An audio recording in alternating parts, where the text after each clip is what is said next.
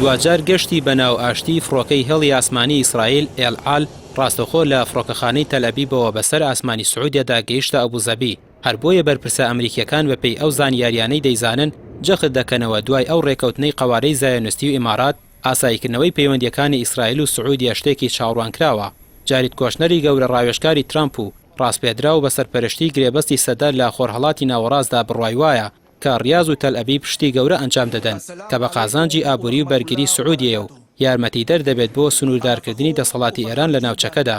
تا ئێستا سعودیە وەکو بەحرین و عومان و ئوردن و میسر هەڵوێستی خۆی لە ڕێکەوتنی ئیسرائیل و ئیمارات ڕانەگەیاندووە، بەڵام میدیای سەر بە سعودیە لە ناوچەکەدا هەروەکو ئیسرائیل و ئیماراتیەکان بەو بۆنەیەوە ئاهەنگ دەجێڕن. ئەوە لە کاتێکدا ڕێکەوتنەکەی ئیمارات لەگەڵ ئیسرائیل دەرچوونێکی ئاشکرا لە دەستپێشخەری عەرەبی بۆ ئاشتی کە لە ساڵی 2002دا شا عەبدوڵڵا عەبدوڵعەزیزی ئالی سعود لە لووتکەی بەیروت ڕایگەیاند کە ئاشتیەکە لە دوای گەڕانەوەی ئیسرائیلە بۆ سنووری 4 حوزەیرانی ساڵی 1967 و دامەزراندنی دەوڵەتی فەڵەستینی و گەڕانەوەی ئاوارەکان بۆ سەر خاکی خۆیان. میدیای ئیسرائیل لە سەرچاوە نهێنی عەرەبیەکانەوە گوێزاوێتیانەوە کە لەم کاتەدا چاوەڕوان ناکرێت سعودیە بە فەرمی ڕێکەوتن لەگەڵ ئیسرائیل واچۆ بکات، بەڵام لە دوای ڕێکەوتنی ئیمارات و ئیسرائیل هاوکاری تەل-ئەبیب و ڕیاض ئاسانتر بووە.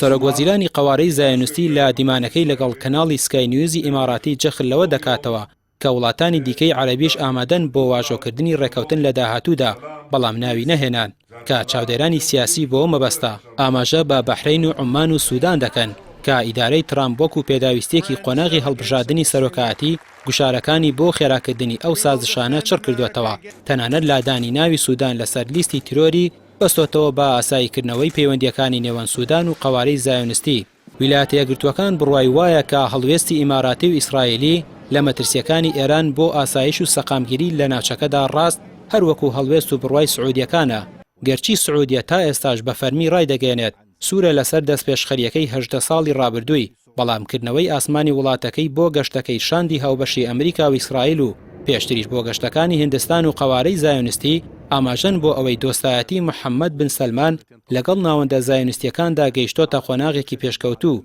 کە بەکردەوە دەستپێشخەریەکەی شا عەبدوڵڵای لە نێوەڕۆکی خاڵی کردوتەوە، بەڵام هەروەکو بە ئەمریکیەکانی ڕاگەیاندووە لەم قۆناغەدا ئاساییکردنەوەی پەیوەندیەکان بۆ ناوبراو مەترسیدارە و لە ئاژاوی نێوخۆیی دەترسێت، بەتایبەتی تا شا سەلمانی باوکی لەسەر کورسی پاشایەتی بێت. محەممەد بن سەلمان نایەوێت ئەو هەنگاوە هەڵگرێت کە ئاکامەکەی نادیارە، بەتایبەتی هێشتا جەنگەکەی لەگەڵ ئالی سعوددا بەردەوامە و بە ناوی دژایەتی گەندەڵیەوە ڕۆژانە چەندین شازادە و کەسایەتیان دەخاتە زیندانەکانەوە، ئەوەش ئامادەکاریە بۆ گرتنە دەستی دەسەڵات.